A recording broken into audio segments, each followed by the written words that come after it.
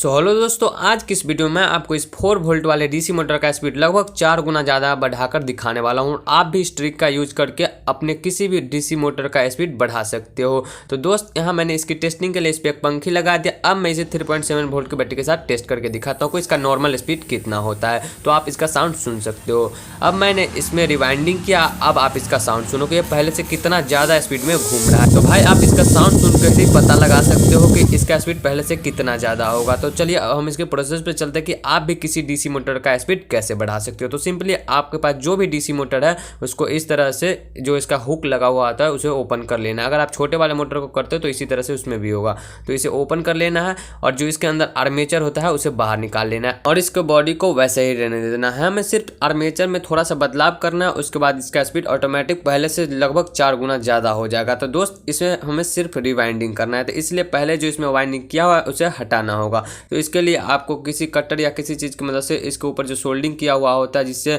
हम इसमें लाइन देते हो तो ये स्पार्क होकर घूमता है, उसे हमें बाहर निकाल लेना। उसके बाद जो इस पर वाइंडिंग किया हुआ है उसे कटर या किसी चिमटी की मदद से हमें सारे वाइंडिंग को कट करके हटा देना। और इसे काटते वक्त आपको एक बात याद रखनी है कि इसके ऊपर जो फिल्म सेट लगा होता है वो कटना नहीं चाहिए, क्योंकि हम इस पर जब रिबाइंडिंग करेंगे तो वायर इंसुलेटेड होता है और वो वाइंडिंग करते समय लोहे के पत्ती से अगर रगड़ाकर उस पर इंसुलेशन हट जाता है तो उसके सारे बॉडी में करंट चला जाएगा, जिसकी वजह से हमारा मोटर वर्क नहीं करेगा। इसलिए काटते वक्त आपको ये बात ध्यान में रखनी है। तो कुछ इस तरह से मैंने सारे वायर को कट करके हटा दिया और इसके दोनों फिल्म सेट बिल्कुल सेफ है। तो अब हम इस पे वाइंडिंग कर लेते हैं। तो उससे पहले जो इसके पीछे का हिस्सा हमने निकाला था उसे लगा देना जैसे पहले लगा हुआ था। तो यहाँ मैंने लगा दिया। अब हमें इस पे वाइंडिंग कर लेना है। तो इस पे वाइंडिंग करने के लिए मैंने यहाँ इस तरह का कॉपर वायर लिया। ये कॉपर वायर आपको जो पुराने ट्रांसफार्मर होते हैं वहाँ से आप इसे निकाल सकते हो, जिससे हम 220 वोल्ट से 12 वोल्ट लेते हैं। अगर आप चाहे तो इस वायर को मोटर वाइंडिंग शॉप से भी खरीद कर ला सकते हो। इतना वायर आपको 5-10 रुपए में आसानी से मिल जाएगा। अब मैं आपको कंपेयर करके दिखाता हूँ जो पहले इस पे वाइंडिंग किया हुआ वायर था वो कितना मोटा और ये कितना मोटा है। तो आप देख सकते हो पहले वाले वायर से लगभग 2-3 गुना ज़्यादा मोटा है। तो हमें इसी वायर से इस मोटर पे वाइंडिंग करनी है इसकी स्पीड बढ़ाने के लिए।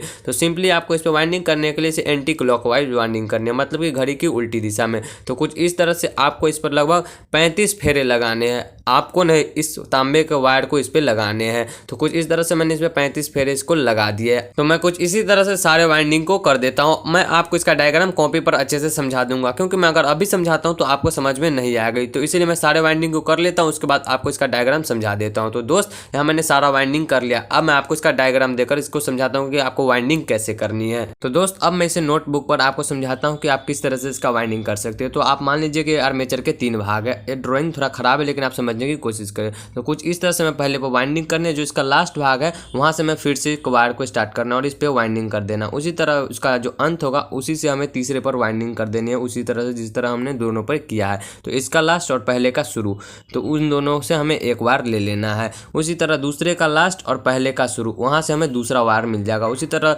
दूसरे का लास्ट और तीसरे का शुरू से हमें तीसरा वायर मिल जाएगा। और यहाँ हमें तीनों पे कुछ इस तरह से कनेक्ट कर देना है। तो मैंने तीनों भाग से इसे कनेक्ट कर दिया। हम इसे सोल्डिंग ग्रीस लगा कर इस पर सोल्डिंग कर देता हूँ ताकि ये वायर कनेक्ट हो जाए। और इसे सोल्डिंग करने से पहले आपको इस पर से इंसुलेशन हटा देना है जहाँ पे आप इसको सोल्डिंग कर रहे हैं, वरना अगर इंसुलेशन नहीं हटता आप सोल्डिंग कर देते हो तो वर्क नहीं करेगा, क्योंकि इसमें करंट ही नहीं जाएगा। तो इंसुलेशन हटाने के लिए सिंपली आपको किसी चाकू की मदद से इसको रफ कर देना या सैंड पेपर की मदद से आप इसको रफ कर सकते हो। तो भाई मैंने इस पे सारे सोल्डिंग को पूरा कर दिया। अब हमें इस आर्मेचर को इसके बॉडी के साथ कनेक्ट कर देना है, लेकिन उससे पहले हमें इसके पीछे वाले हिस्से से कुछ इस तरह से कनेक्ट करना है जैसे पहले था। और अब हमें इसके शाफ्ट को इस होल से बाहर निकाल लेना है और इस बॉडी को पीछे वाले हिस्से से कनेक्ट कर देना है। और इसमें जो पिन लगा होता है उसे कुछ इस तरह से दबाकर फिक्स कर देना है ताकि इसका बॉडी से इसके पीछे का हिस्सा ना निकल सके। तो मैंने इसे नोज प्लास की मदद से फिक्स कर दिया है। तो अब मैं इसकी टेस्टिंग करके दिखाता हूँ कि इसका स्पीड वाकई में पहले से ज़्यादा है या नहीं। तो आप इसका साउंड सुन सकते हो। तो दोस्त, कमेंट में जरूर बताना कि इसका स्पीड पहले से ज़्यादा है या नहीं। अगर वीडियो पसंद आए हो तो एक लाइक जरूर करें, अगर ज़्यादा पसंद आए हो तो वीडियो को शेयर भी कर दे और चैनल पर पहली बार है तो सब्सक्राइब करके ही जाना। तो दोस्त, आप इस ट्रिक का इस तरह से यूज करके आप अपने किसी भी 4 वोल्ट के डीसी मोटर का स्पीड पहले से 4 गुना ज़्यादा कर सकते हो।